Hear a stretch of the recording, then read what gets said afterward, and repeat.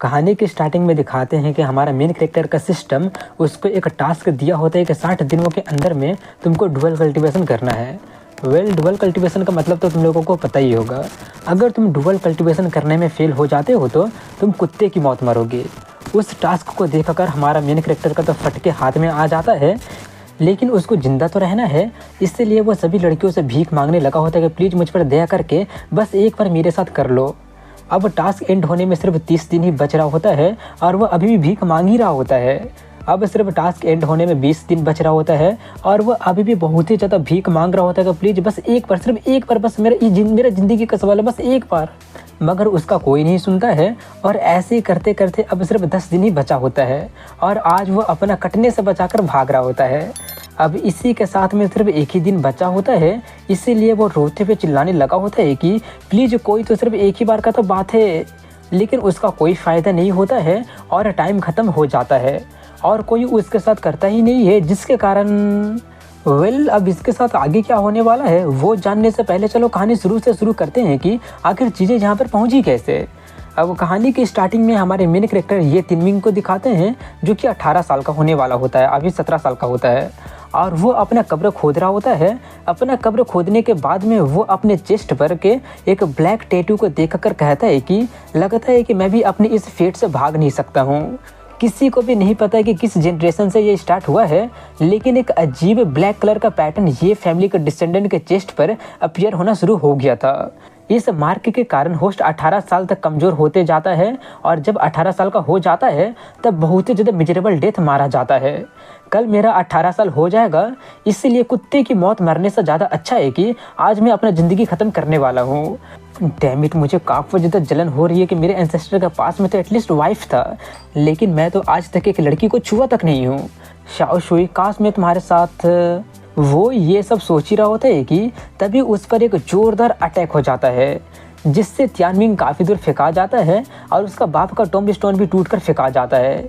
ये देखकर तियानमिंग खुद को संभालते हुए देखने लगा होता है कि आखिर क्या हो गया। तो वो देखते हैं कि वहाँ पर एक फीमेल कल्टीवेटर होती है, जिसका की हालत काफ़ी ज़्यादा ख़राब हो गया होता है और वो इंजर्ड भी होती है। तभी बाहर से कोई चिल्ला रहा होता है कि लिu मेंगी, तुमको कोई बचा नहीं सकता है। उस बंदे के आवाज़ को सुनकर वो लड़की थोड़ी सी शॉक्ड हो जाती है और वो जल्दी से छिप जाती है। वहीं पर बाहर में वो बंदा कह रहा होता है कि अगर तुम मरना नहीं चाहती हो तो चुपचाप बाहर आ जाओ, ज़्यादा चिंता मत करो, मैं तुम्हारा अच्छा से ख्याल रखूँगा। मगर उसको जब वहाँ से कोई जवाब नहीं मिलता है तो उसको लगता है कि वो लड़की यहाँ से भाग गई होगी, इसलिए वो दूसरा जगह ढूंढने चला जाता है। उसके जाने के बाद में वो कल्टीवेटर कांपते हुए पैरों से आगे बढ़ती है और ये तियानमिंग को एकदम हॉर्नी फेस के साथ देखकर उस पर टूट पड़ती है, जिससे वो चिल्लाने लगा होता है कि ये तुम क्या कर रही हो, पागल हो गई हो। मगर वहीं पर वो कहती है कि ज़्यादा डरने की ज़रूरत नहीं है। ये बोलकर वो उसका पकड़ते हुए कहती है कि तुमको जल्दी ही बहुत ही अच्छा फील होने वाला है। लेकिन तभी अचानक वो अपने होश में आ जाती है और ये तिमिंग को पीटते हुए कहती है कि कमीने कहीं कि तुम्हारी हिम्मत कैसे हो गया। मगर वो फिर से अपने ऊपर से कंट्रोल खो देती है और उसका हाथ से अपना वाला पकड़वाती है, जिससे ये तियानमिंग काफ़ी ज़्यादा शॉक्ड हो जाता है। उसका गला काफ़ी ज़्यादा सूखने लगा होता है और वो कहता है ये तो काफ़ी ज़्यादा सॉफ्ट निकला। मगर फिर से वो अपने होश में आकर फिर से उसको एक झापड़ा लगाते हुए कहती है कि मेरा फ़ायदा उठाने की तुम्हारी हिम्मत कैसे हो रहा है। जिससे अब ये तियानमिंग का दिमाग काफ़ी ज़्यादा ख़राब हो जाता है और वो अपना दोनों गाल पकड़कर चिल्लाने लगा होता है कि सीधी सीधे मार क्यों नहीं देती हो मुझे। मगर उसका बात को पूरा करने से पहले ही वो उसको किस कर लेती है। और फिर क्या था, कहानी का मेन कैरेक्टर होने के कारण ये कैसे मर सकता है, इसलिए जो होना था वो तो हो ही जाता है। अब कुछ घंटे के बाद में ये तियानमिंग अकेला गुफा में सो रहा होता है और नींद में बड़बड़ा रहा होता है कि अच्छे से करो, ज़्यादा फोर्स यूज मत करो। यही सब बड़बड़ाते हुए वो उठ जाता है और ढूंढने लगता है कि वो लड़की कहाँ चली गई। नहीं मिलने पर वो सोचता है कि शायद वो कोई सपना देख रहा होगा, लेकिन तभी उसकी नज़र अपने चेस्ट पर जाती है, जहाँ पर वो ब्लैक मार्क गायब हो गया था, जो देखकर वो काफ़ी ज़्यादा शॉक्ड हो जाता है। लेकिन जल्दी ही काफ़ी ज़्यादा खुश होकर अपने गांव जाते हुए सोच रहा होता है कि मिडनाइट से ज़्यादा टाइम हो गया है और मेरा बॉडी अभी तक ठीक है और मेरा वो काला वाला मार्क भी गायब हो गया है, अब मैं नहीं मरूँगा। और मैं तो उस लेडी के साथ में वो करने का सपना भी देखा था। वो हंसी खुशी जा ही रहा होता है कि तभी गांव में से काफ़ी ज़्यादा चीखने चिल्लाने की आवाज़ सुनाई देती है, इसलिए वो जल्दी इसे जाकर देखता है तो पता चलता है कि गांव में तो डाकुओं ने हमला कर दिया है और सभी लोगों को मार रहे होते हैं, लूट रहे होते हैं। वो देखकर ये तियानमिंग काफ़ी ज़्यादा शॉक्ड हो जाता है और वह वैसे ही डरते हुए छिपकर वहाँ पर चला जाता है जहाँ पर वो सभी डाकू सभी गांव वाले को मार रहे होते हैं, जिससे तियानमिंग काफ़ी ज़्यादा घबरा गया होता है कि कहीं अब उसका बारी भी नहीं आने वाला है ना। तभी उसको शाओ शुई की चिल्लाने की आवाज़ सुनाई देती है। उसका आवाज़ को सुनकर वह जल्दी देखता है तो पता चलता है कि वो डाकू उसको पकड़ लिए होते हैं और उसके साथ बारी बारी से करने वाले होते हैं।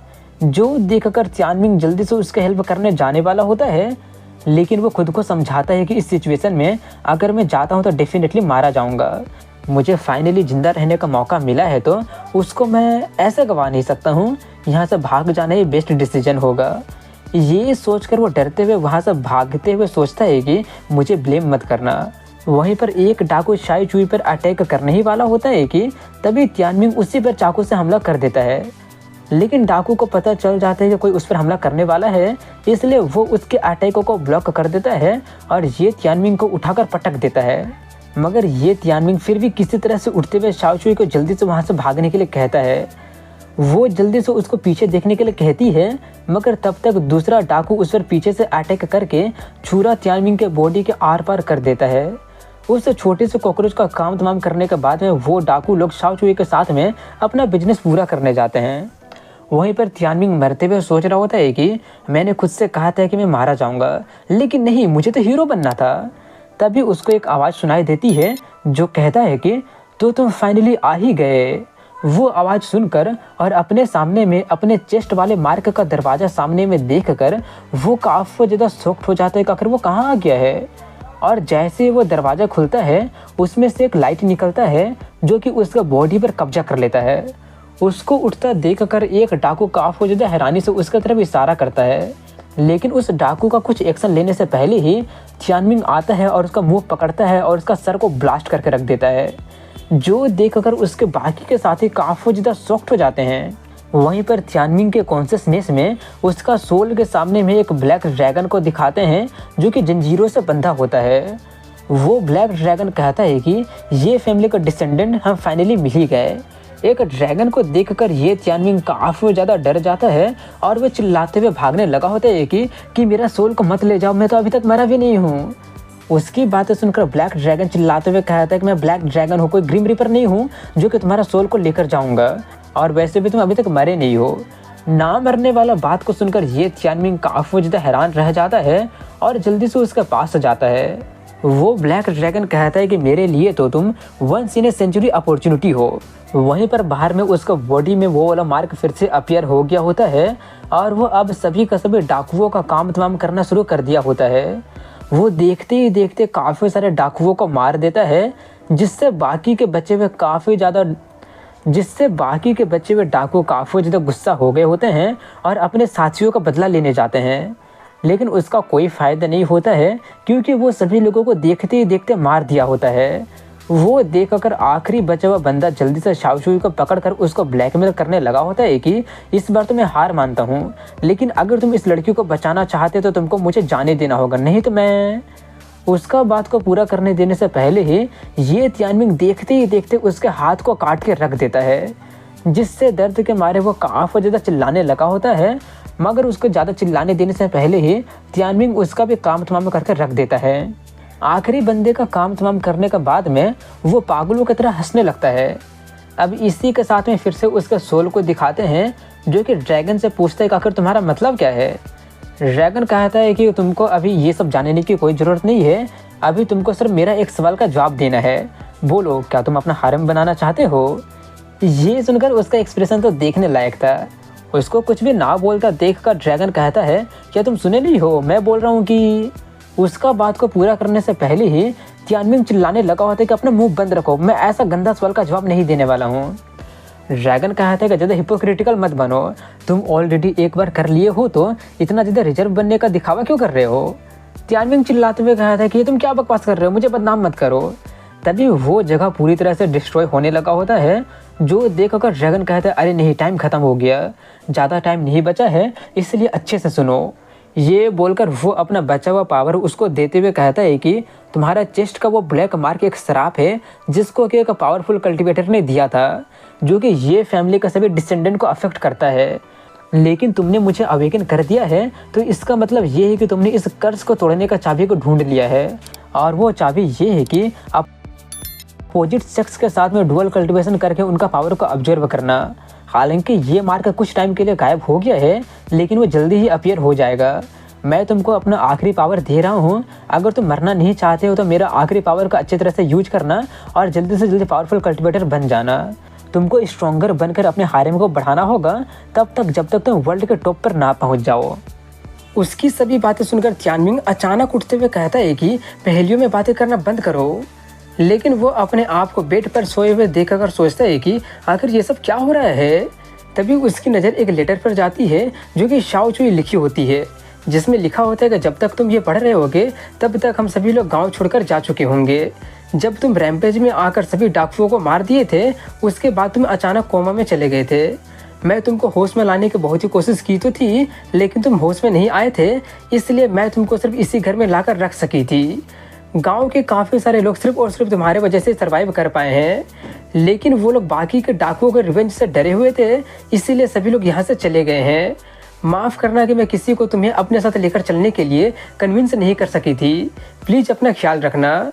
तियानमिंग वो सब पढ़ने के बाद में जल्दी से बाहर निकल कर देखता है तो वहाँ पर सभी डाकुओं का लाश पड़ा होता है, जो देख कर वो काफ़ी ज़्यादा शॉक्ड होकर खुद से कहता है कि क्या ये मैंने किया है। तभी उसके सामने सिस्टम का विंडो अपीयर हो जाता है, जो कि उसको बताता है कि ये सभी चीज़ें लाशें हैं। सिस्टम विंडो को अचानक देख कर तियानमिंग काफ़ी ज़्यादा शॉक्ड होकर कहने लगा होता है कि अब आखिर ये क्या है। तभी सिस्टम उसको उसका इन्फॉर्मेशन बताता है कि तुम अभी ची रिलम के फर्स्ट लेवल में हो और तुम्हारे पास में कोई भी कल्टीवेशन टेक्निक नहीं है, लेकिन तुम्हारे पास में अप्रेजल स्किल है और तुम कस्ट हो। अपना उन सभी इन्फॉर्मेशन को देख कर वो उस ब्लैक ड्रैगन को याद करके कहता है तो उसका आखिरी पावर मुझे फर्स्ट लेवल में पहुंचा दिया है। एक सेकंड, ये क्या है? 60 दिनों में डबल कल्टीवेशन कंप्लीट करो वरना ये तो बदल गया। जल्दी से ब्लड उल्फों को हराओ। काफ़ी सारे लाशों ने ब्लड उल्फों को अट्रैक्ट कर लिया है और वो तुम पर अटैक करने आ रहा है, क्योंकि तुम ही अकेले यहाँ पर जिंदा बंदा बचे हुए हो। ये टास्क कंप्लीट करने के बाद में तुम्हारा सारा का सारा इंजरी हील हो जाएगा, बैकपैक बाहर एक्टिवेट हो जाएगा और अगला स्टेज का टास्क भी एक्टिवेट हो जाएगा। वो सब देख कर ये तियानमिंग चिल्लाते हुए कहता है कि अच्छे से समझा नहीं सकते हो क्या, और वैसे भी ये ब्लड उल्फ कहाँ पर है। तभी वहाँ पर ब्लड उल्फ आ जाता है, जिसको देख कर तो उसके फटके चार हो जाती है। वो ब्लड उल्फ काफ़ी ज़्यादा गुस्से में होता है और अचानक उस पर अटैक कर देता है, जिसमें तियानमिंग का लक थोड़ा सा अच्छा होता है कि उसका पंजा उसके मेन पॉइंट से 2 इंच की दूरी पर लैंड हुआ होता है। नहीं तो आज तो उसको अपने छोटे भाई को बाय बोलना पड़ जाता, जिससे उसका हालत काफ़ी ज़्यादा ख़राब हो जाता है। तभी सिस्टम जल्दी से उसको उसका इन्फॉर्मेशन देता है कि ये स्पेशल कंडीशन में है और ये ची रिलम के सेकंड फेज में है। उसका लेवल देखकर तियानमिंग डरते हुए कहता है कि तुम चाहते हो कि मैं इसको मारूं? ये बोलकर वो डर के मारे वहाँ से भागते हुए कहता है बिल्कुल भी नहीं, मैं तो अभी कुछ और साल जीना चाहता हूँ। सिस्टम उससे कहता है कि जल्दी से जल्दी अपने टास्क कंप्लीट करो। तियानमिंग रोते हुए कहता है कि तुम अपना मुंह बंद रखो, अगर मुझे मरवाना ही चाहते हो तो तुम खुद ही मुझे क्यों नहीं मार देते हो। सिस्टम उससे कहता है अरे भाई भागना बंद करो और मौके का फ़ायदा उठा लो। वो अभी अब नॉर्मल स्टेट में है, जिसके कारण उसका स्पीड काफ़ी ज़्यादा घट गया है, मगर तुम्हारा किस्मत ख़राब है कि 1 मिनट के अंदर में वो अपने नॉर्मल कंडीशन में आ जाएगा। वो सुनकर ये तियानमिंग थोड़ा सा खुश होते हुए कहता है कि ये तो काफ़ी अच्छा न्यूज़ है, मैं इस मौके का फ़ायदा उठाकर यहाँ से भाग जाऊँगा। ये बोलकर वो भागने लगता है, मगर वो भेड़िया काफ़ी ज़्यादा आसानी से उसको कैचअप करने लगा होता है, जिससे हमारा मेन कैरेक्टर जैसे तैसे करके अपना जान बचाकर भागते हुए सोचता है कि ऐसा तो बिल्कुल भी नहीं लग रहा है कि जैसे इसका स्पीड घट गया है। सिस्टम उससे कहता है कि प्लीज़ जल्दी करो, इसका स्पीड 15 सेकंड में ठीक हो जाएगा, पहले जैसा आ जाएगा। जिससे तियानमिंग बेचारा का हालत काफ़ी ज़्यादा ख़राब होने लगा होता है और वो सोचता है कि अगर ये ऐसे होता रहेगा तो मैं ज़रूर मारा जाऊँगा, इसलिए मुझे एक ट्राई तो करना ही पड़ेगा। अगर मैं इसको मार नहीं पाऊँगा तो कम से कम मैं इसका ऐसा हालत कर दूँगा जिसके कारण ये मुझे मेरा पीछा करना छोड़ दे। ये सोचकर वो जैसे तैसे स्ट्रगल करते हुए टाइम 0 सेकंड होने से पहले ही वो उस भेड़िया के आँख में अटैक कर देता है, जिससे वो भेड़िया दर्द से छटपटाने लगा होता है और जहाँ तहाँ भागने लगता है और खाई की तरफ जाने लगा होता है, जिससे तियानमिंग के तो और ज़्यादा फटने लगी होती है और वो उसको रुकने के लिए कहता है, मगर तब तक वो भेड़िया नीचे कूद जाता है और सिस्टम कहता है कि तुमने टास्क कंप्लीट कर लिया है, इसलिए तुम्हारा बॉडी का सारा इंजरी हील हो गया है और आइटम बार भी एक्टिवेट हो गया है। वहीं पर नीचे में दिखाते हैं कि ऊपर से गिरने पर उस भेड़िया का काम तमाम हो गया होता है और तभी वहाँ पर एक फीमेल कल्टीवेटर आती है जो कि बहुत ही बड़ा मकड़ी पर सवार होती है। तभी सिस्टम उसको एक नया टास्क देता है और वो होता है किंगयूज सेक्ट को उसको ज्वाइन करना है। वहीं पर तियानमिंग बहुत ही मुश्किलों से भेड़िया के नीचे में से बाहर निकलकर उस पर आराम से सोता है और कहता है कि मुझे तो लगा था कि मेरा कंज्यूमर बनने वाला है, लेकिन अच्छा हुआ कि ये भेड़िया एक कुशन का काम किया था। तभी सिस्टम उसको उस भेड़िया का डेमोनिक पिल को निकालने के लिए कहता है, इसीलिए वो जल्दी से उसको काट कर उसका पेट में से डेमोनिक पिल को निकाल लेता है। मगर तभी वो कल्टीवेटर उससे कहती है, क्या वैल्यूएबल डेमोनिक पिल है। अपने सामने में उतना बड़ा मकड़ी को देखकर डर के मारे उसके हाथ में से तो वो डेमोनिक पिल ही छूट जाता है, जिसको कि वो लड़की ले लेती है और कहती है कि ज़्यादा चिंता मत करो, ये मकड़ी बहुत ही ज़्यादा वेल बिहेव्ड है, ये तुमको चोट नहीं पहुंचाएगा। वहीं पर वो काफ़ी ज़्यादा डरते हुए पूछता है कि आखिर तुम कौन हो। वो लड़की कहती है कि मैं किंगयूज सेक्ट की मेडिसिन पेविलियन की 8th हेड हूँ, मैं तुमको एक मौका दे रही हूँ, तुम मुझे ये डेमोनिक पिल दे दो, बदले में मैं अपने अंडर में तुमको काम करने दूंगी, बोलो तुम क्या कहते हो। वो सब सुनकर उसका दिमाग काफ़ी ज़्यादा ख़राब हो जाता है और वो सोचता आखिर ये क्या बकवास कर रही है। ये सोचकर वो उससे कहता है कि इस डेमोनिक पिल को हासिल करने में मेरा कचुम्बर बनने वाला था, इसलिए प्लीज़ मुझे वापस कर दीजिए। वहीं पर ये सुनकर वो लड़की उसको डराते हुए अटैक करके ज़मीन में बहुत ही बड़ा गड्ढा करके पूछती है कि तुम क्या बोले, मैं ठीक से सुनी नहीं, क्या तुम फिर से बोलना चाहोगे। तभी सिस्टम उसको बताता है कि इसका नाम लिंगमिंग है और इसका रिलम पता नहीं है। अगर किसी का रिलम तुमसे 2 बड़ा रिलम हाई होता है तो तुम उसका कल्टीवेशन लेवल को जान नहीं पाओगे। वो सब जानकर तियानमिंग काफ़ी तक घबराते हुए सोचता है कि आखिर इसका लेवल क्या है। ये सोचकर वो डरते हुए कहता है कि मैं तो बोल रहा था कि तुम ये डेमोनिक पिल रख सकती हो। तभी सिस्टम कहता है कि डुअल कल्टीवेशन का पार्टनर मिल गया है। लिंगमिंग किंगयूज सेक्ट की मेडिसिन पेविलियन की 8th जनरेशन हेड है, एक फीमेल फार्मासिस्ट है जो कि डीमन को रिफाइन करने में ऑब्सेस्ड है। उसका अभी तक कोई भी दाओइस्ट पार्टनर नहीं हुआ है। इसके साथ डुअल कल्टीवेशन करने से तुम बहुत ही ज़्यादा मात्रा में स्पिरिचुअल पावर को ऑब्टेन कर सकते हो। इसका फेवरेबिलिटी तुम्हारे प्रति में 0 है, लेकिन 90 होने के बाद में तुम डायरेक्टली उसके साथ कर सकते हो।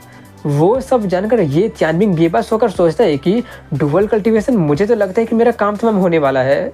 वहीं पर लिंगमिंग उसको किंगयूज सेक्ट लेकर जाते हुए कहती है कि ज़्यादा दुखी मत हो, तुम बिना किसी सेक्ट की मदद के ही ची रिलम के फर्स्ट लेवल में पहुंच गए हो। ये दिखाता है कि तुम्हारे पास में बहुत ज़्यादा पोटेंशियल है और इस डेमोनिक पिल के एक्सचेंज में तुम किंगयूज सेक्ट को ज्वाइन करने का तुमको मौका मिल रहा है। ये तियानमिंग कहता है कि आप जो बोल रहे हैं वो सच में एक बहुत ही बड़ा अपॉर्चुनिटी है, मेरा किंगयूज सेक्ट का डिसाइपल बनना सच में एक ग्रेट अपॉर्चुनिटी है। तभी लिंगमिंग कहते हैं, किसने कहा कि तुम डिसाइपल बन गए हो, बल्कि तुम तो हैंडीमैन बने हो, तुम अभी डिसाइपल बनने के लिए क्वालिफाई नहीं हो। अब ये सुनकर था ये तियानमिंग को 440 वोल्ट का झटका लग जाता है और वो चिल्लाने लगा होता है कि ऐसा मजाक मत करो, मुझे अब जल्दी से जाने दो, मैं किसी के हैंडीमैन नहीं बनने वाला हूँ। लिंगमिंग कहती है अब भागने के लिए बहुत ही देरी हो चुकी है।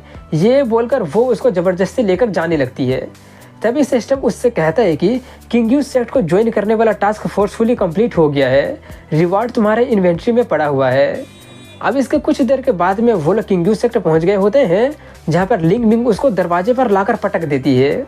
उसको देखकर कुछ डिसाइपल उससे कहते हैं कि वाइस मास्टर हमें आपको ये इन्फॉर्म करने के लिए बोले हैं कि आप जो आइटम ढूंढ रहे थे वो मिल गया है, इसलिए जल्दी से स्पिरिचुअल ट्रेजर पेविलियन में चले जाइए।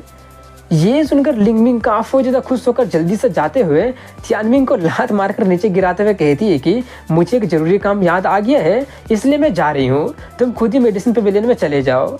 वहीं पर नीचे गिरने से उसके नाक में चोट लग जाती है और वो चिल्लाने लगा होता है, क्या तुम मुझे मारने की कोशिश कर रही हो। तभी एक गार्ड तियानमिंग को हाथ देते हुए पूछता है कि क्या तुम एक हैंडीमैन हो जिसको कि पेविलियन मास्टर लिंग ने किडनैप कर लिया है। वेल, किंगयूज सेक्ट में तुम्हारा वेलकम है, फ्लोर काफ़ी ज़्यादा ठंडा है, इसलिए जल्दी से उठ जाओ। उनका इतना ज़्यादा केयर को देखकर तियानमिंग एकदम खुशी से रोते हुए सोचता है कि कल्टीवेटर के बीच में भी कुछ अच्छे लोग होते हैं। वहीं पर वो दोनों उसको पवेलियन का रास्ता दिखाकर कहते हैं कि हम गार्ड कर रहे हैं, इसलिए तुमको अकेले ही जाना होगा। तियानमिंग उनका थैंक्स बोलकर चला जाता है। तो वहीं पर उसको जाता देखकर वो दोनों बातें करते हैं कि आखिर वो मेडिसिन पवेलियन में कैसे चला गया, बेचारा जरूर उसको मास्टर लिंग मिंग फोर्स की होगी। वहीं पर तियानमिंग को दिखाते हैं जो कि मेडिसिन पवेलियन में पहुंचकर खुद से कहता है, तो क्या मैं ज़िंदगी भर यहीं पर काम करने वाला हूँ। तभी उसको झाड़ियों की हिलने की आवाज़ सुनाई देती है, इसलिए उसको लगता है कि ज़रूर वहाँ पर कोई मेडिसिन पवेलियन से होगा।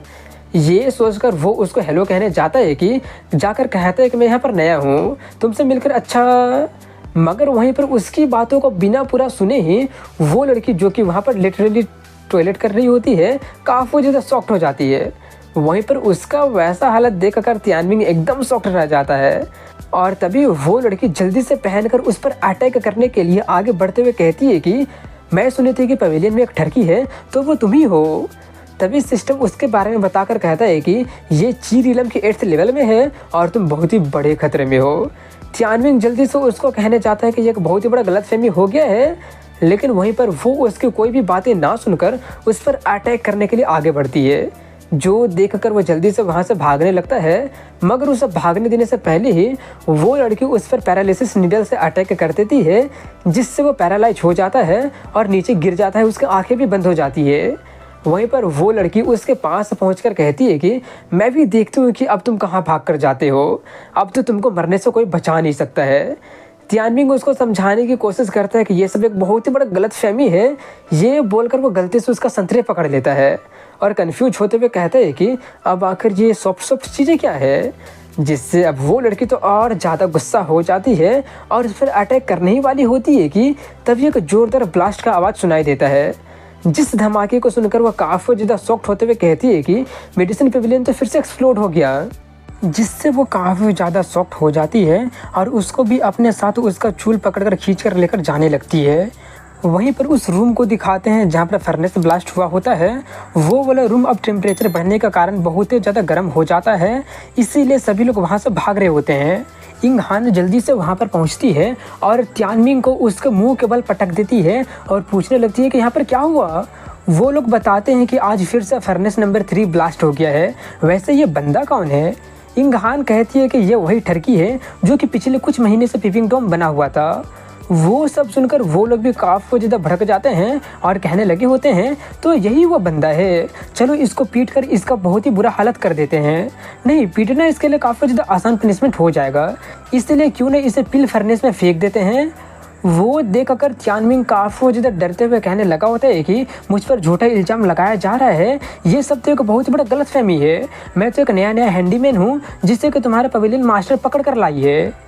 इंग हान कहती है कि अगर झूठ बोलना ही चाहते हो तो कुछ अच्छा झूठ बोलोगे जिस पर हम लोग विश्वास कर सके। मेडिसिन पवेलियन तो पिछले 200 सालों में एक भी बंदा को लिया ही नहीं है और यहाँ पर सिर्फ और सिर्फ लड़कियाँ ही है। ये बोलकर वो जाते हुए कहती है कि इसको बंद कर दो और जब पवेलियन मास्टर आएंगी तब उनको पनिशमेंट देने के लिए कहेंगे। इसके जवाब में वो दोनों उसको पकड़कर एक घर में बंद करने लेकर जाने लगते हैं, जहाँ पर वो चिल्लाता ही रह जाता है कि मैं तो सच बोल रहा हूँ। अब इसके बाद में दिखाते हैं कि सिस्टम कहता है कि तुम्हारे पास में सिर्फ 30 दिन है, जल्दी से डुअल कल्टीवेशन कंप्लीट करो। इसीलिए वो सभी लड़कियों से भीख मांगने लगा होता है कि प्लीज़ मुझ पर मेरे साथ एक बार करने दो।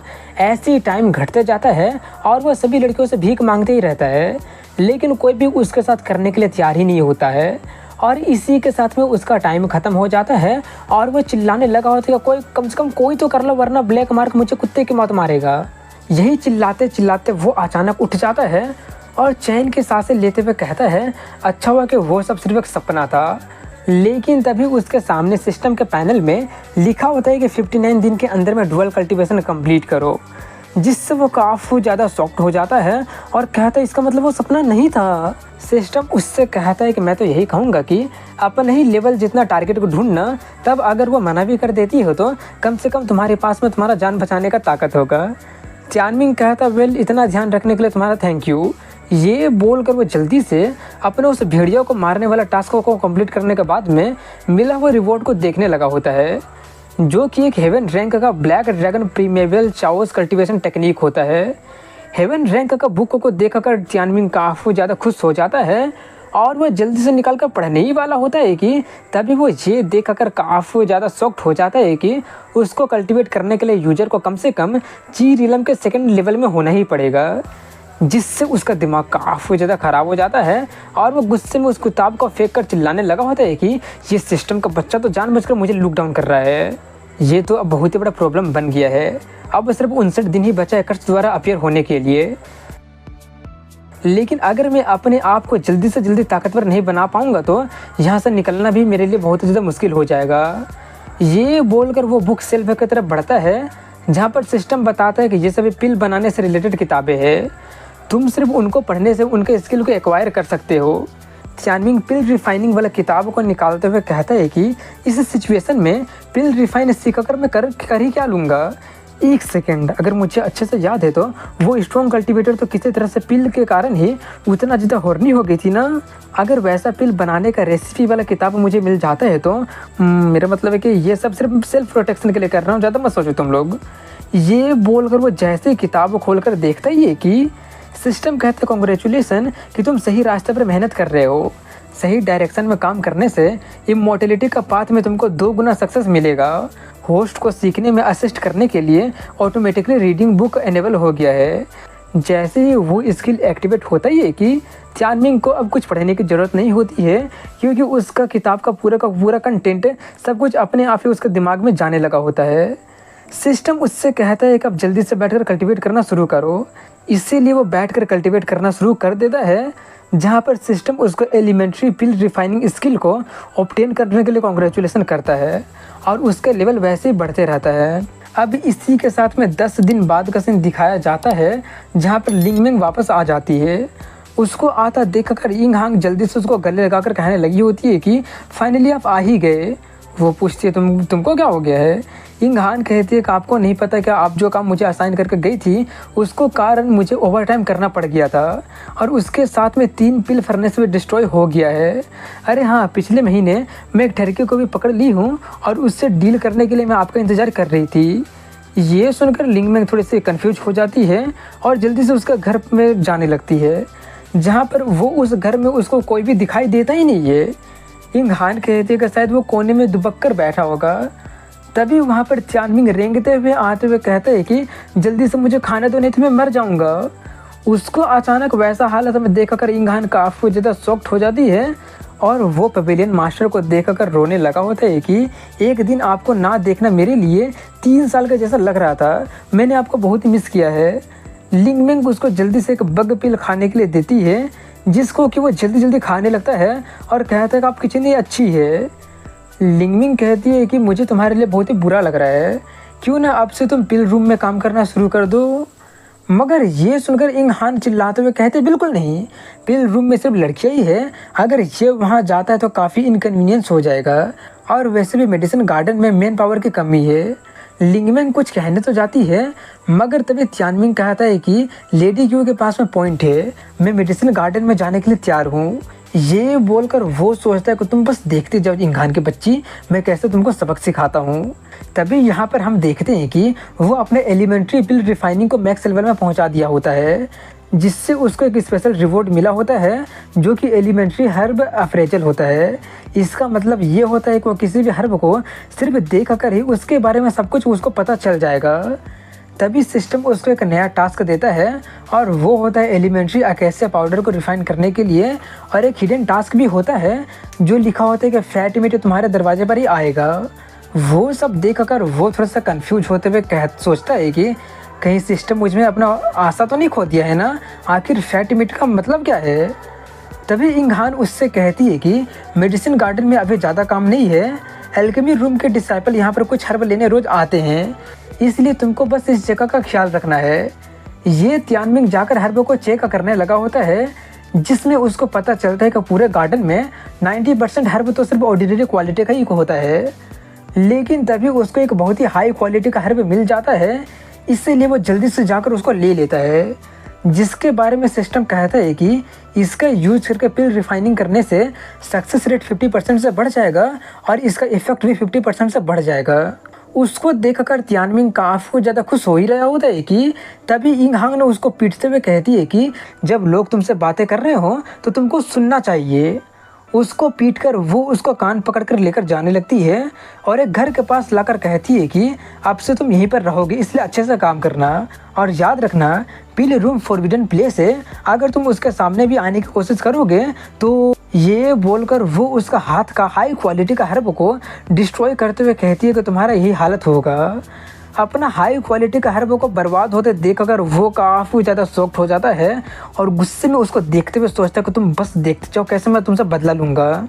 ये सोचकर वो जल्दी से अपने घर में नए घर में चला जाता है जहाँ पर उसको नया सेटअप ड्रेस रखा हुआ दिखाई देता है, जिसको पहनकर वो काफ़ी ज़्यादा खुश होता है और ऐसे ही बेड पर बैठते हुए कहता है कि लिंगजी विलेज से यहाँ पर आना एकदम किसी सपने जैसा लग रहा है।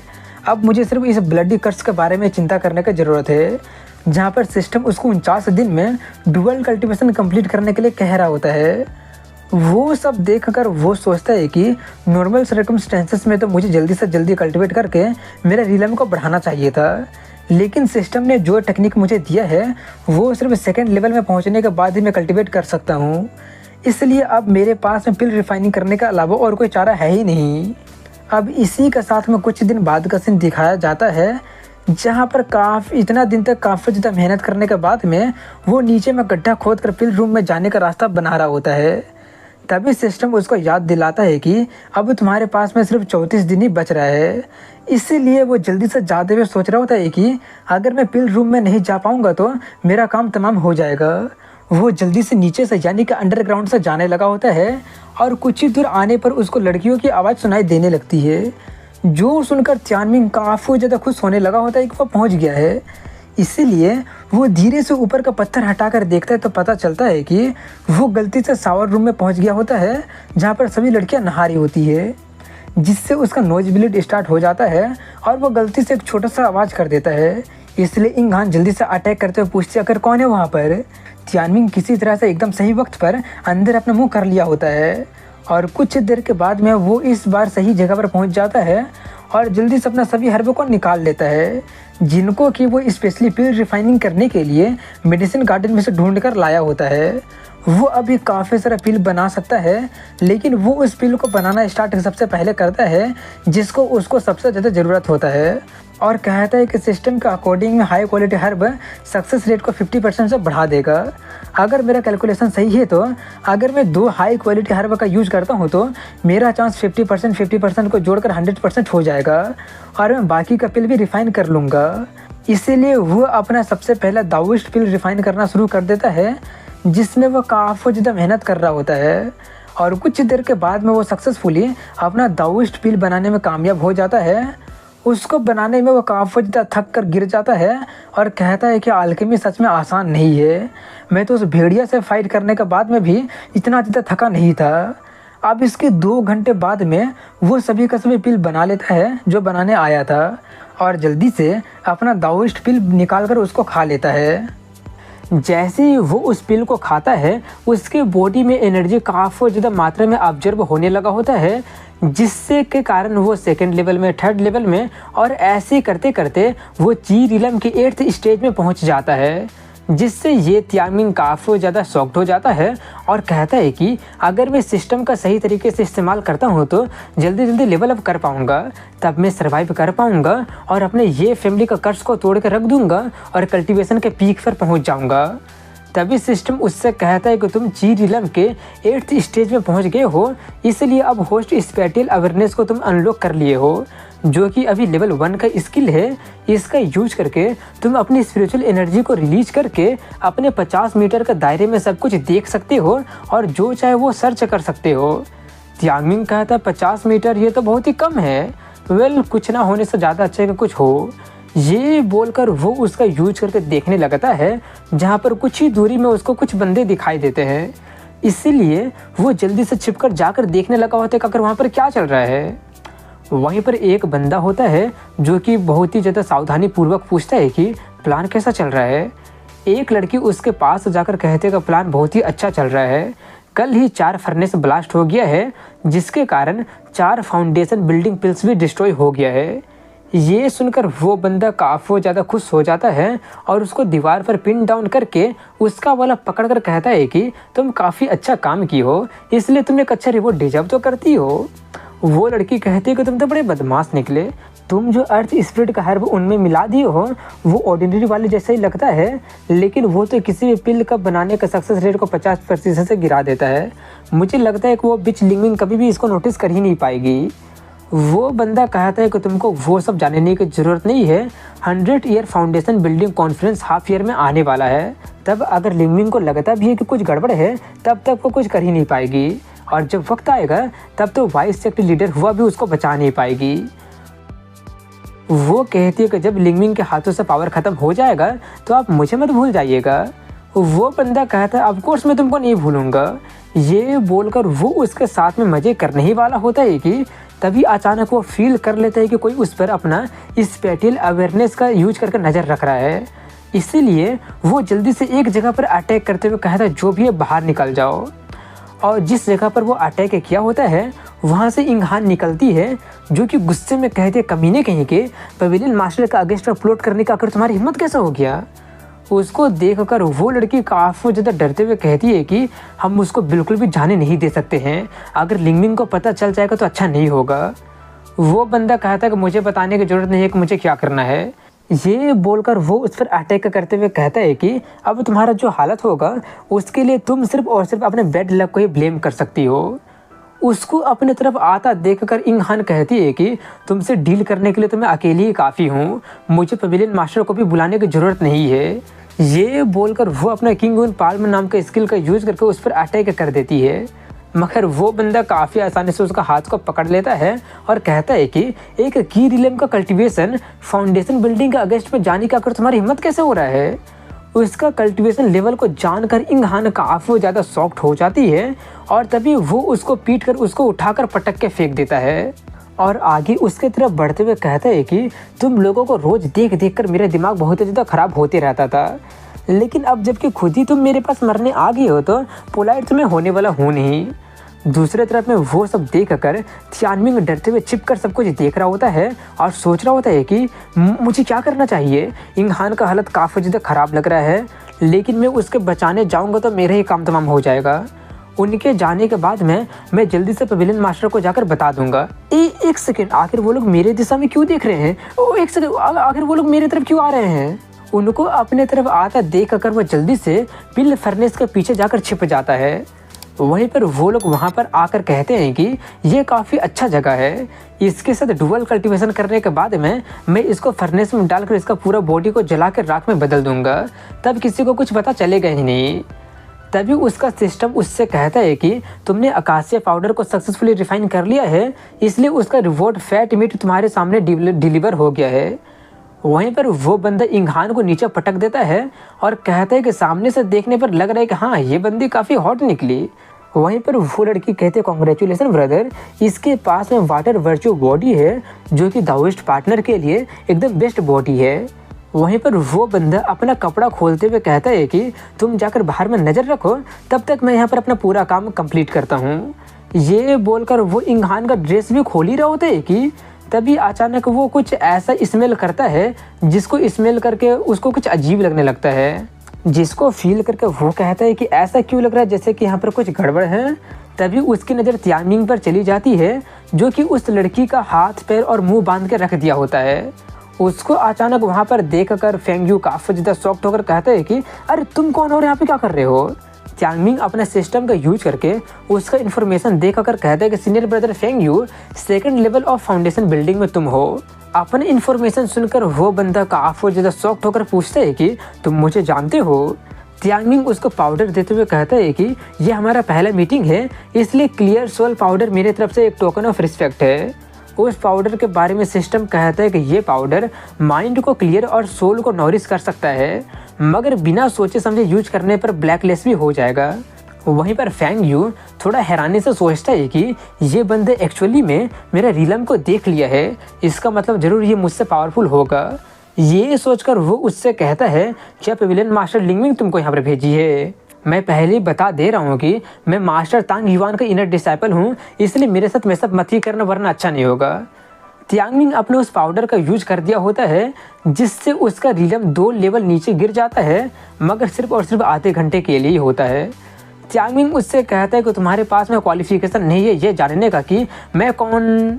उसका बात को पूरा करने से पहले ही वो लड़की किसी तरह से अपना मुंह खोले लेती है और उसको बता देती है कि उसका बातों पर सुनकर बेवकूफ़ मत बनिए, ये बंदे एक हैंडीमैन है जिसको कि लिंग मिंग पिछले ही महीने पकड़ कर लाई है और ये तो सिर्फ ची रीलम का फर्स्ट लेवल में ही है। अब ये सुनकर ये त्यांगमिंग काफ़ी ज़्यादा गुस्से में चिल्लाने लगा होता है कि अरे बिच कहीं कि मैं कितना मेहनत करके अपना ऑरा बनाया था और तुम हो कि एक ही सेकंड में सब बर्बाद कर दी। दूसरी तरफ में वो सब जानकर फेंग यून भी अब काफ़ी ज़्यादा भड़क जाता है और कहता है कि तुम सिर्फ एक ची रीलम के फर्स्ट लेवल में ही हो, तुम्हारा जैसे कीड़ा का मेरा मजाक उड़ाने का आकर हिम्मत कैसे हो गया, अब तुमको कोई बचा नहीं सकता है। ये बोलकर वो उस पर अटैक कर देता है जिससे त्यांगमिंग किसी तरह से उसका अटैक को डॉज कर लेता है, मगर वो अटैक करना जारी रखते हुए कहता है कि मुझे नहीं पता कि तुम्हें मेरा इन्फॉर्मेशन कहाँ से मिल गया, लेकिन आज तुम यहाँ से जिंदा बच के नहीं जाने वाले हो।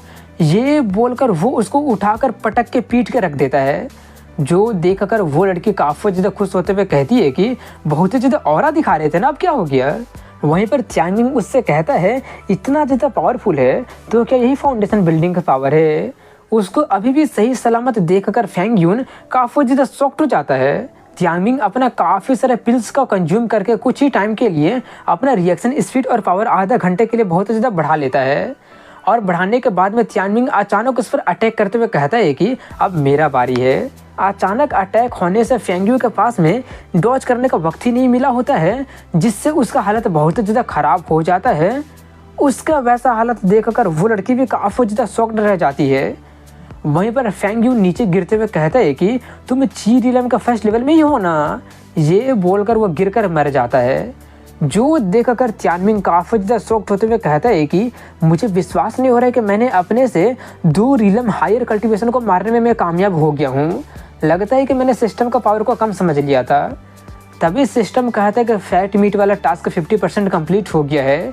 जिस टारगेट को तुमको मारना है वो पूरी तरह से ख़त्म नहीं हुआ है, इसलिए टास्क को जल्दी से जल्दी कंप्लीट करो।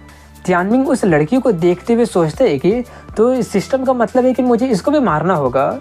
उसको अपने तरफ आता देखकर वो लड़की काफ़ी ज़्यादा डर जाती है और गिड़गिड़ाने लगी होती है कि प्लीज़ मुझे मत मारो, मैं अब से तुम्हारी हूँ, मैं तुम्हें बहुत ही अच्छी तरह से सर्व करूँगी, मैं अपने एल्डर ब्रदर को अच्छी तरह से सर्व की हूँ, इसलिए मैं गारंटी देती हूँ कि मैं डेफिनेटली तुमको सेटिस्फाई करूँगी। उसकी सभी बातें सुनकर त्यांगमिंग उसका रस्सी काट देता है और कहता है कि अगर ऐसी बात है तो चलो अभी करते हैं। ये बोलकर वो उसका अकासिया पाउडर खाने के लिए दे देता है, जो देखकर वो लड़की काफ़ी ज़्यादा खुश होते हुए सोचती है कि आखिर ये बंदा भी ठरकी ही निकला, जो कि अपने बीच वाले से ही सोचता है मैं ज़रूर इस मौके का फ़ायदा उठाकर इसका काम तमाम करके रख दूँगी। ये सोचकर वो उसको पी लेती है और अपना ड्रेस खोलते हुए उसकी तरफ बढ़ते हुए कहती है कि मुझे लगा नहीं था कि तुम इतना ज़्यादा ओपन माइंडेड होगे, मगर मैं तुम्हारे जैसे लोगों को बहुत ही पसंद करती हूँ। ये बोलकर वो उसको गले लगा लेती है और पीछे से छुरा मारने वाली होती है, लेकिन उससे पहले वो उसको एक लात मार के फेंक देता है, जिससे वो काफ़ी ज़्यादा हैरान रह जाती है। त्यांगमिंग उसके तरफ बढ़ते हुए कहता है कि मुझे पता था कि तुम ऐसे कुछ करोगी।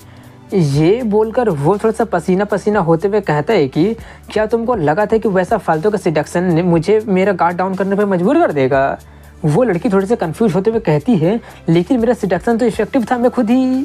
उसका बात को पूरा करने से पहले ही वो काफ़ी ज़्यादा एम्बेरस होते हुए कहता है कि अपना मुँह बंद रखो, मैं ऑलरेडी तुमको एक मौका दे दिया था, लेकिन तुम खुद ही उसको गवा दी हो, इसलिए अब तुमको मरने से कोई बचा नहीं सकता है। मैं कुछ नहीं करूँगा, तुम फिर भी मारी जाओगी।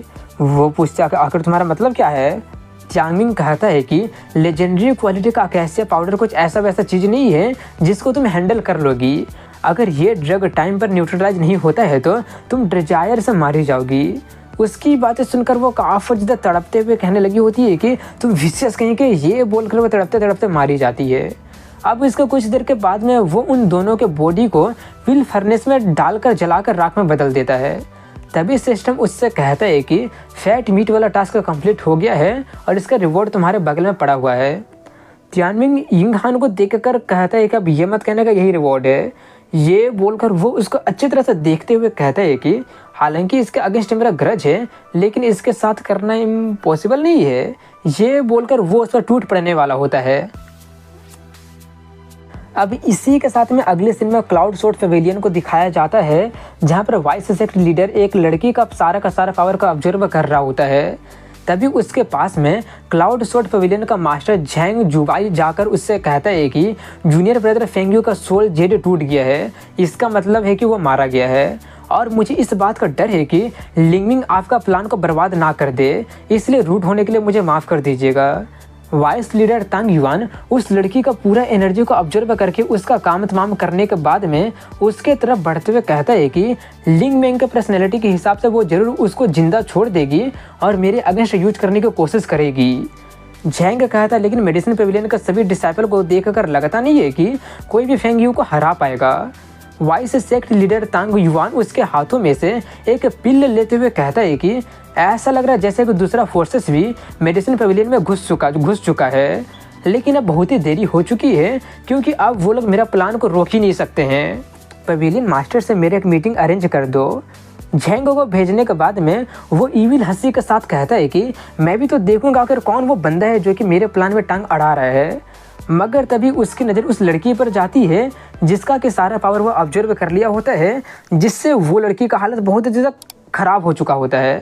उसको देखकर वो कहता है ओ मैं तो तुम्हारे बारे में भूल ही गया था, ये बोलकर वो उसको जान से मार देता है। अब इसी के साथ में कुछ दिन बाद में सुबह का सीन दिखाया जाता है, जहाँ पर त्यांग मिंग सिस्टम के द्वारा दिया हुआ कल्टीवेशन टेक्निक को प्रैक्टिस कर रहा होता है। उस स्किल को सीख कर वो ड्रैगन ट्रांसफॉर्मेशन वाला पार्ट को अनलॉक कर लिया होता है, जिससे वो काफ़ी ज़्यादा खुश होने लगा होता है। ड्रैगन ट्रांसफॉर्मेशन का यूज करने पर वो थोड़ा सा ब्लैक ड्रैगन का पावर को यूज कर पाएगा और उसका मसल और बोन मजबूत हो जाएगा और उसका ताकत 25% से बढ़ जाएगा। च्यानमिंग अपना नया स्किल को देखकर काफ़ी ज़्यादा खुश हो ही रहा होता है कि तभी सिस्टम उसको याद दिलाता है कि तुम्हारे पास में 7 ही दिन है डुअल कल्टीवेशन करने के लिए, वरना समझ जाना तुम्हारे साथ क्या होगा।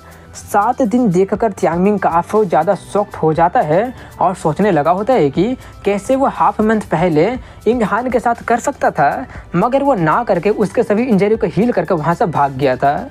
सिस्टम में देखने पर उसको पता चलता है कि इंगहान का उसके प्रति फेवरेबिलिटी 20% है, जो देखकर वो काफ़ी ज़्यादा शॉक्ड होते हुए सोचता है कि कहीं वो पकड़ा तो नहीं गया था ना। तभी वहाँ पर इंगहान उसके दरवाजे पर आकर चिल्लाने लगती है। वो उसको जल्दी से अपने घर में बुलाकर चाय देते हुए पूछता है कि तुम्हारा मेरे हम्बल सा हाउस में आना कैसे हुआ। ये बोलकर वो उसको खुद को वैसे घूरते देखकर थोड़ा सा नर्वस होते हुए पूछता है कि तुम मुझे ऐसे क्यों घूर रही हो, ये काफ़ी ज़्यादा एम्बैरेसिंग है, तुमको पता है ना। वहीं पर इंगहान सोचती है कि मुझे क्या हो गया है, मैं इस पर शक क्यों कर रही हूँ। हालांकि ब्लरी बैक जो मैं देखी थी वो इससे सिमिलर था, मगर ये सोचकर वो उससे पूछ लेती है कि क्या वो तुम ही थे जो कि मेडिसिन पवेलियन में घुस गए थे। ये सुनकर त्यामिंग और जितना नर्वस होते हुए सोचने लगा होता है कि कहीं इसको मुझ पर शक तो नहीं हो गया है ना। अगर मैं एक्सपोज हो जाता हूँ तो मैं बहुत ही बड़ा मुसीबत में पड़ जाऊँगा, और सबसे बेकार चीज़ तो ये है कि मेरे पास में सिर्फ 7 दिन ही बचा है। ये सब सोचकर वो कहता है कि मिस क्यों, ज़रूर आप मजाक कर रही होगी ना, तुम खुद ही कही थी कि मेडिसिन पवेलियन पूरी तरह से फॉर्मेशन और रिस्ट्रिक्शन से भरा हुआ है और मेरे पास में तो वहाँ पर जाने की हिम्मत भी नहीं है, तो मैं कैसे जा सकता हूँ। उसकी बातें सुनकर इंगहान सोचती है कि हाँ, आखिर ये बंदा मेरा बेनिफैक्टर कैसे हो सकता है। जो बंदा मुझे बचाया था वो जरूर काफ़ी ज़्यादा ताकतवर होगा। वो एक फाउंडेशन बिल्डिंग हुई स्टेज वाले बंदे से फाइट किया था और मेरा सभी इंजरी को भी हील कर दिया था। लेकिन क्या होगा अगर यही बंदा अपना कल्टीवेशन को छिपाए हुए होगा तो। वहीं पर उसका वैसा एक्सप्रेशन देख अगर वो सोचता है कि ये अभी भी मुझ पर शक तो नहीं कर रही है ना। अगर उसको पता चल जाता है तो वो दोनों एक साथ सोचते हैं कि अगर ऐसी बात है तो मुझे थोड़ा सा और पता करना होगा। वहीं पर इंगहान कन्फर्म करने के लिए उस पर अचानक अटैक कर देती है, लेकिन अचानक उसका पैर उस गड्ढे में फंस जाता है, जिसका कारण बैलेंस बिगड़ने के कारण वो उसको ऊपर ही गिर जाती है, जिससे उसका वाला त्यामिंग के चेहरे से टच करने लगा होता है, जिससे इंगहान काफ़ी ज़्यादा सर में से उसको पीटने लगती है। उसको पीट कर वो उसको अपने साथ में मेडिसिन पवेलियन के कोर्ट हॉल में लेकर जाती है, जहाँ पर बाकी के सभी डिसाइपल भी जमा होते हैं। त्यामिंग, जिसका हालत पिटाकर बहुत ज़्यादा बेकार हो गया होता है, पूछता है कि तुम मुझे इतना ज़्यादा पीट कर यहाँ पर क्यों लेकर आई हो।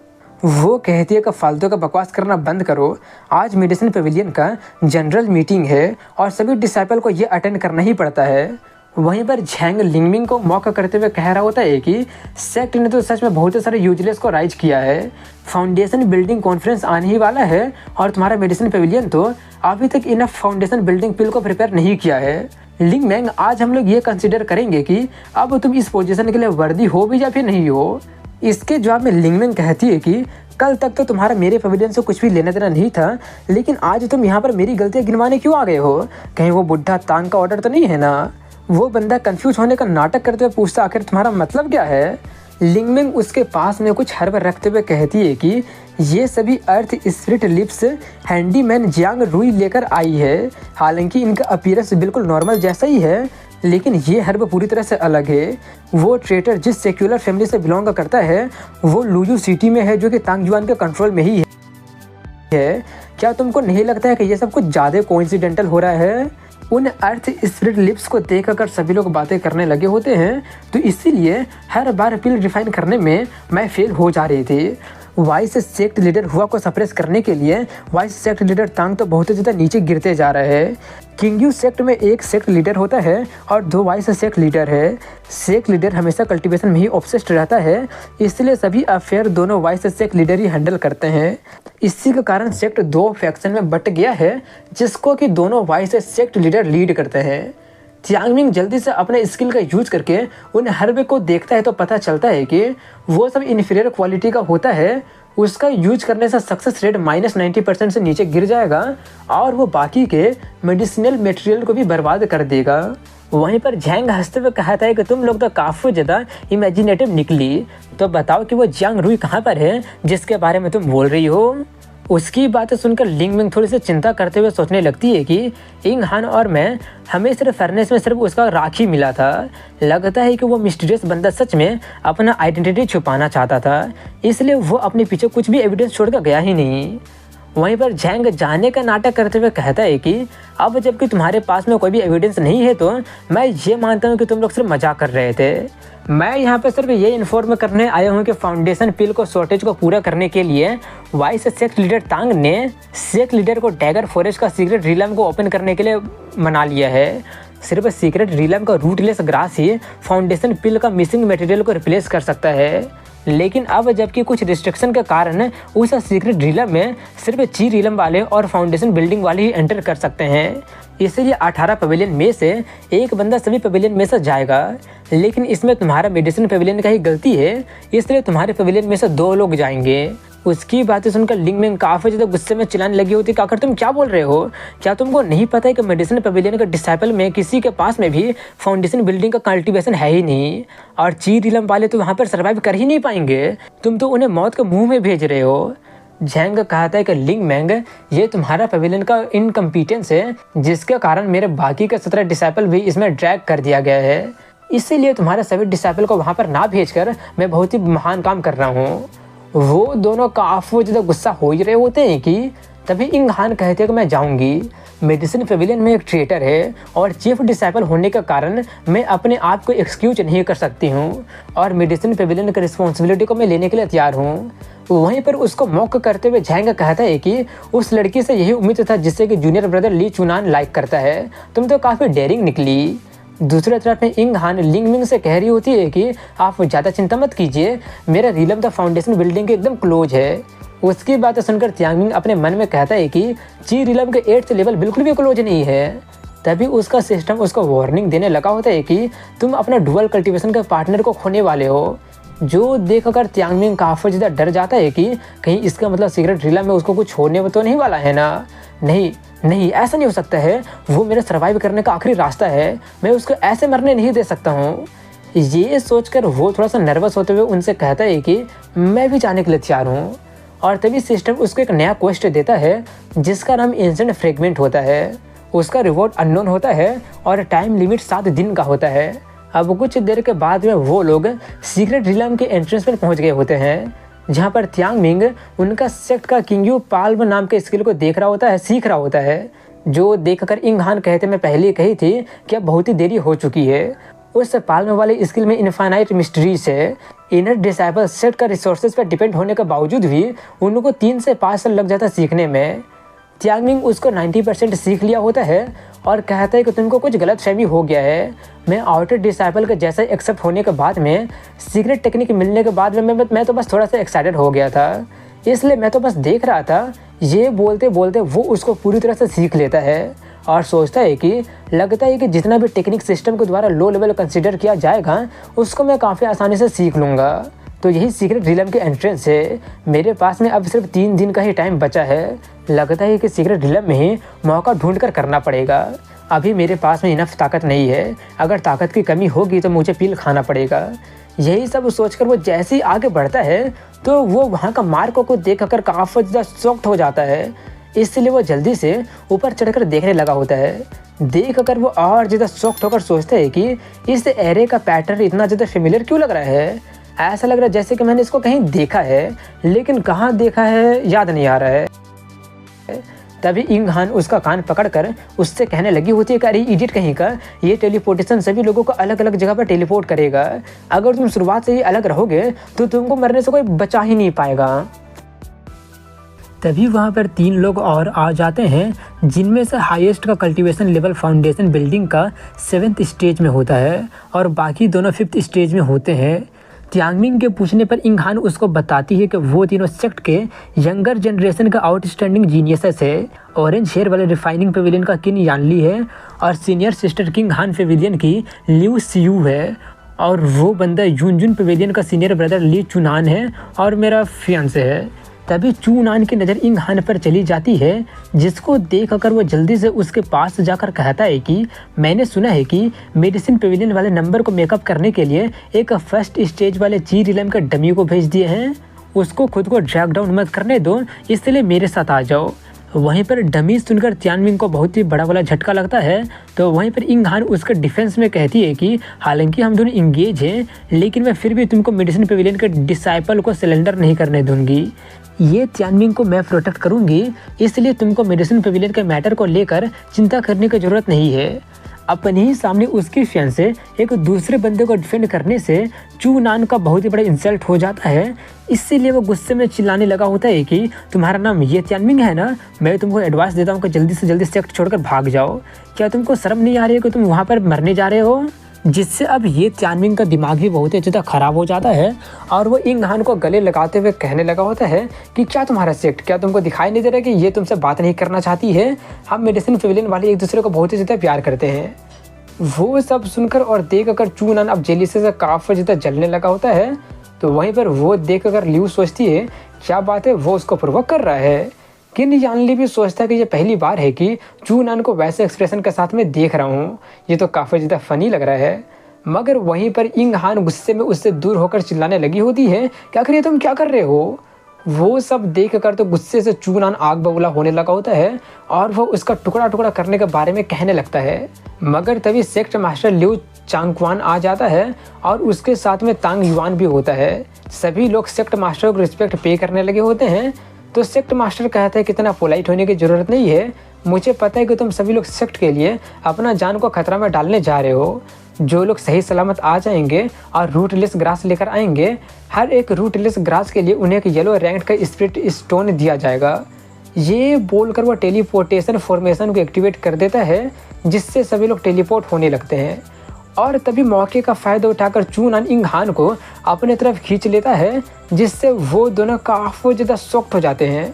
मगर तब तक वो सभी लोग अलग अलग जगह पर टेलीपोर्ट हो जाते हैं और कुछ देर के बाद में जब तियांगमिंग होश में आता है तो अपने हाथ में बहुत ही कुछ सॉफ्ट चीज़ को पाता है।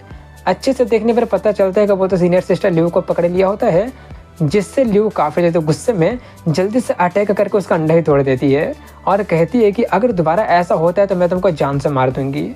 और अपने आसपास के जगह को देख कर कहती है काफ़ी अजीब बात है, क्या यही वो र्यूमर्ड सीक्रेट रिलम का फर्स्ट लेवल है। वो लोग तो ऐसा जगह एग्जिस्ट करने के बारे में कुछ बोले ही नहीं थे। तभी उसका सिस्टम उससे कहता है कि फ्रेगमेंट मेमोरी वाला मिशन स्टार्ट हो गया है, तुमको अब 0 फ्लोर पर जाना होगा। वहीं पर वो लोग आगे बढ़ रहे होते हैं, तब उन लोगों को एक मॉडर्न घर का कमरा और सीढ़ियाँ दिखाई देती है। लिu उस पूरे कमरे को अच्छे तरह से देख कर कहती है कि यहाँ का डिज़ाइन और लेआउट तो काफ़ी ज़्यादा नीट और ब्यूटीफुल है। तियांगमिंग कहा था लेकिन यहाँ पर तो कुछ भी नहीं है, तो शायद मेरे हिसाब से फॉर्मेशन का आई भी इसी दरवाजे के पीछे होगा। ये बोलकर वो जैसे दरवाज़ा को खोलने की कोशिश करता ही है कि तभी वहाँ पर एक स्केलेटन जाग जाता है और ल्यू पर अटैक करने पड़ता है।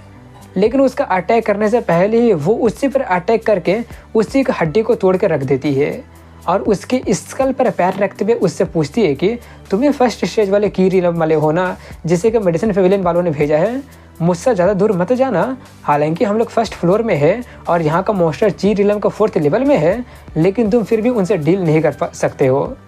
त्यांगमिंग कहता है क्या 4th लेवल ऑफ ची रिलम में? ये बोलकर वो उस स्केलेटन मॉन्स्टर को देखते हुए सोचता है कि मगर मुझे तो फाउंडेशन बिल्डिंग के 3rd लेवल में दिखाई दे रहा है। उसका लेवल को देखकर वो कहता है कि वो लोग तो फाउंडेशन बिल्डिंग के 3rd स्टेज में है। वहीं पर वो स्केलेटन फिर से उठ जाता है। उसको उठता देखकर त्यांगमिंग जल्दी से उसको भागने के लिए कहता है, मगर तब तक अपना जिस पैर से वो उसको खोपड़ी को दबा के रखी होती है, उसका खोपड़ी एक पावर का यूज करके उसको पकड़कर उठाकर पटक देता है और जल्दी से अपना खोपड़ी को पकड़ लेता है और अपना खोपड़ी से निकले एनर्जी का रस्सी अभी भी उसके पैर को जकड़े होता है। वहीं पर ल्यू को दिखाते हैं जो कि पटकाने से काफ़ी ज़्यादा जख्मी हो जाती है और कहती है कि मुझे तो यकीन ही नहीं हो रहा है कि मैं उसको मार नहीं पाई, मैं तो केयरलेस हो गई थी। तभी वो मॉन्स्टर फिर से उसको खींचकर अपने पास ला रहा होता है, जो देखकर त्यांगमिंग जल्दी से उस पर अटैक करने जाता है। जो देखकर ल्यू कहते हैं कि जल्दी से भागो, तुम उसका बिल्कुल भी मैच नहीं हो। वहीं पर त्यांगमिंग अपना ड्रैगन ट्रांसफॉर्मेशन और किंग यून पाल्म को मर्ज करके यूज करता है और उसके एनर्जी सोर्स पर अटैक करके एक ही बार में उसका काम तमाम करके रख देता है। उसको मारने पर उसका ड्रैगन ट्रांसफॉर्मेशन स्किल का प्रोफिशिएंसी 0.5% से बढ़ जाता है। वहीं पर वो देखकर ल्यू काफ़ी ज़्यादा शॉक्ड रह गई होती है, क्योंकि उसको यकीन ही नहीं हो रहा था कि वो उसको मार सकता है। सिस्टम उससे कहता है कि एंड मौके पर आकर तुम उसको बचा लिए हो, इसीलिए तुम उसका क्यूरियोसिटी को बढ़ा दिए हो, जिससे उसका फेवरेबिलिटी तुम्हारे प्रति 20% बढ़ गया है। ल्यू सिउ फाउंडेशन बिल्डिंग के 5th स्टेज में है, किंग हान पेविलियन के मास्टर की चीफ डिसाइपल है, कोल्ड और एरोगेंट है, सोर्ड स्किल में एक्सीलेंट है और अभी तक किसी के साथ डुअल कल्टीवेशन नहीं की है। 20% फेवरेबिलिटी को देखकर त्यांगमिंग काफ़ी ज़्यादा खुश हो जाता है और उसका लाइकेबिलिटी को और बढ़ाने के बारे में सोचने लगता है। तभी वहाँ पर और काफ़ी ज़्यादा मात्रा में वही मॉन्स्टर अपीयर होने लगते हैं, इसलिए त्यांगमिंग उसको इंजरी को हील करने वाला एक हीलिंग पिल खाने के लिए देते हुए कहता है कि जल्दी से खा लो, क्योंकि हम लोग टफ बैटल में एंटर करने वाले हैं। तभी वो सभी स्केलेटन मॉन्स्टर अटैक करने लगते हैं और उन सभी लोगों में फाइट स्टार्ट हो जाता है। उन सभी मॉन्स्टर को मारने पर उसका ड्रैगन ट्रांसफॉर्मेशन स्किल का प्रोफिशिएंसी 0.5% से बढ़ते ही जा रहा होता है और इस रूम से बाहर वाले मॉन्स्टर को मारने पर स्किल का प्रोफिशिएंसी बढ़ेगा या नहीं बढ़ेगा उसको नहीं पता होता है, इसलिए वो अभी ही ज़्यादा से ज़्यादा मॉन्स्टर को मारने के बारे में सोचने लगता है। वहीं पर उसको उतनी आसानी से सभी मॉन्स्टर को मारते पीटते देख कर ल्यू और ज़्यादा हैरानी से सोचने लगी होती है कि ये बंदा तो सच में ची रिलम के 1st स्टेज में ही तो लग रहा है, क्योंकि उसका बॉडी का स्पिरिचुअल पावर फ्लक्चुएशन से तो वो ची रिलम का 1st लेवल में ही लग रहा है। इन ग्रुप का सभी मॉन्स्टर का असली ताकत तो फाउंडेशन बिल्डिंग का है। अगर वो इनका वीकनेस को ढूंढ नहीं पाया होता तो इनसे डील करना तो मेरे लिए बहुत ज़्यादा मुश्किल हो जाता। अपने से हाई लेवल का अपोनेंट को मार देना और इतना कीन ऑब्जर्वेशन रखना, मुझे शक है कि ली चुनान जैसा जीनियस भी ये सब अचीव इतना जल्दी नहीं कर सकता है। वहीं पर त्यांगमिंग ऊपर में जाकर सभी दरवाजे को खोलने की कोशिश करता है, मगर एक भी दरवाज़ा नहीं खुलता है। वो सब देखकर ल्यू कहती है कि हम लोग ऑलरेडी 6th फ्लोर में चढ़ गए हैं, इसलिए फॉर्मेशन का कोर बहुत ही दूर नहीं हो सकता है, कहीं ये नीचे वाला फ्लोर में तो नहीं है ना। तभी त्यांगमिंग की नज़र उस दीवार पर चली जाती है जिस पर ल्यू को पटकाने से दरार हो गया होता है। उसको देखकर वह जल्दी से अपने स्पिरिचुअल अवेयरनेस का यूज करके बताता है कि ये तो एक इल्यूजन फॉर्मेशन है, ऐसा लग रहा है जैसे कि इसका सिर्फ 3 ही फ्लोर है। तभी अचानक पूरा का पूरा फ्लोर हिलने लगता है, जिससे वो लोग कंफ्यूज हो जाते हैं कि अब क्या हो रहा है।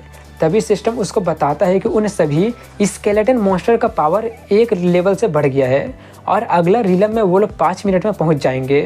अपना लेवल बढ़ने से वो सभी मॉन्स्टर फिर से अटैक करने बढ़ते हैं। वो देखकर त्यांगमिंग उसको बताता है कि इन मॉन्स्टर का लेवल बढ़ रहा है, इसलिए हमारे पास में ज़्यादा वक्त नहीं है। तभी एक मॉन्स्टर उस पर अटैक करने बढ़ता है, जिस पर अटैक करके वो उसका खोपड़ी ही तोड़ के रख देती है। जो खोपड़ी नीचे गिर जाता है मगर फिर अचानक ऊपर से आ जाता है, जिससे वो लोग थोड़े से चौंक जाते हैं, मगर अब समझ जाते हैं कि नीचे वाला फ्लोर ऊपर वाले फ्लोर से जुड़ा है। त्यांगमिंग एक दरवाजे की तरफ इशारा करते हुए कहता है कि लगता है कि हमें बाहर निकलने के लिए उस दरवाजे से ही जाना होगा, तुम्हें मुझे कुछ टाइम देना होगा। ल्यू कहते ठीक है, लेकिन मैं सिर्फ फाउंडेशन बिल्डिंग के 6th लेवल से ही फाइट कर सकती हूँ, इसलिए जो करना है जल्दी करो। वहीं पर चानमिंग काफ़ी सारे पिल्स खाकर अपना पावर को कुछ टाइम के लिए बहुत ज़्यादा बढ़ा लेता है। तो दूसरी तरफ में वो ल्यू उन सभी मॉन्स्टर से फाइट कर रही होती है जो लोग अपना फाइटिंग स्टाइल को बदल लिए होते हैं। उनको मारने पर उनमें से एक स्टिकी लिक्विड जैसा कुछ निकल रहा होता है जो कि उसके ऊपर गिर जाता है, जिससे उसका कपड़ा गलने लगता है, जो देखकर चानमिंग देखते ही रह जाता है, जिससे ल्यू और ज़्यादा एम्बैरस और गुस्से में कहते हैं देखना बंद करो और काम करो। इसीलिए वो वैसे ही एम्बैरस होते हुए जल्दी से जाकर दरवाजे पर अटैक करके उसको खोलने की कोशिश करने लगता है और खोलते हुए सोचता है तो क्या बाद में देखना पॉसिबल हो सकता है। अब कुछ देर तक वो उस पर वैसे ही अटैक करते रहता है, मगर काफ़ी बार अटैक करने पर भी कोई फ़ायदा नहीं होता है, बल्कि अब वो दोनों के दोनों ही काफ़ी ज़्यादा थक जाते हैं। सिस्टम से उसको पता चलता है कि उनका लेवल फिर से बढ़ गया है और वो लोग फाउंडेशन बिल्डिंग के 8th लेवल में पहुंच गए हैं। चानमिंग जल्दी से 2-4 पिल और खा लेता है, जो देखकर सिस्टम उसको बताता है कि लगातार खाने से पिल का इफेक्ट कम होते जाएगा, जिससे अब चानमिंग का दिमाग काफ़ी ज़्यादा ख़राब होने लगा होता है और वो चिल्ला रहा होता है कि आखिर यहाँ से हम लोग निकलेंगे कैसे। तभी वो सभी इवोल्व मॉन्स्टर फिर से अटैक करने आगे बढ़ते हैं, जो देखकर चानमिंग जल्दी से उसको उठाकर लेकर भागने लगता है, जिससे वो चिल्लाने लगी होती है कि मुझे जल्दी से नीचे रखो, मैं अभी भी फाइट कर सकती हूँ। वो कहता है कि इसका कोई फ़ायदा नहीं होने वाला है, ये मॉन्स्टर मरने वाले तो है नहीं, इसलिए लड़ने का बजाय हमें भागकर अपना ताकत बचाना होगा। उसकी बातें सुनकर वो थोड़ी सी ब्लश करते हुए कहती है कि तुम बिल्कुल सही बोल रहे हो। ये बोलकर वो बहुत ही धीरे से कहती है कि अगर अब तुम चाहो तो देख सकते हो, मगर वहीं पर वो इसको कोई बात नहीं सुना होता है और सोच रहा होता है कि मेरे पास में सिर्फ 3 दिन ही बचा है, मैं मरना नहीं चाहता हूँ, लेकिन इल्यूजन फॉर्मेशन तो ख़त्म होने का नाम ही नहीं ले रहा है। लेकिन ये भी सिस्टम के द्वारा इशू किया हुआ एक टास्क है और सिस्टम ऐसा टास्क बिल्कुल भी नहीं देगा जिसको कि मैं पास ना कर सकूँ। इसका मतलब कुछ चीज़ ज़रूर होगा जिसको कि मैं नोटिस नहीं कर पा रहा हूँ। हालांकि ये सभी मॉन्स्टर स्केलेटन का बना हुआ है, लेकिन इनका नाम वंडरिंग ऑब्सेशन है और वो सभी लोग नो गाँव क्यों चलाते रहते हैं। आखिर उनका मतलब क्या है? एक सेकंड, कहीं उसका मतलब लड़कियां तो नहीं है ना? अब समझ आया कि आखिर उनका ऑब्सेशन क्या है। ये सब वो इविल स्माइल के साथ सोच रहा होता है। तो वहीं पर वो उससे कहती है कि अब बस बहुत हुआ, मुझे नीचे उतारो और अपना लाइफ बचाने के लिए भागो यहाँ से। वो कहता है कि तुम बिल्कुल सही बोल रही हो सीनियर सिस्टर। ये बोलकर वो उसको उठाकर उन स्केलेटन की तरफ ही फेंक देता है, जिससे वो काफ़ी ज़्यादा हैरान रह जाती है। और इसी के साथ में हमारा यहीं पर इस एपिसोड की एंडिंग हो जाती है। अगर वीडियो पसंद आए तो वीडियो को हाइप कीजिएगा, लाइक कीजिएगा। मिलता हूँ अगले वीडियो में, तब तक के लिए कमेंट जरूर कीजिएगा।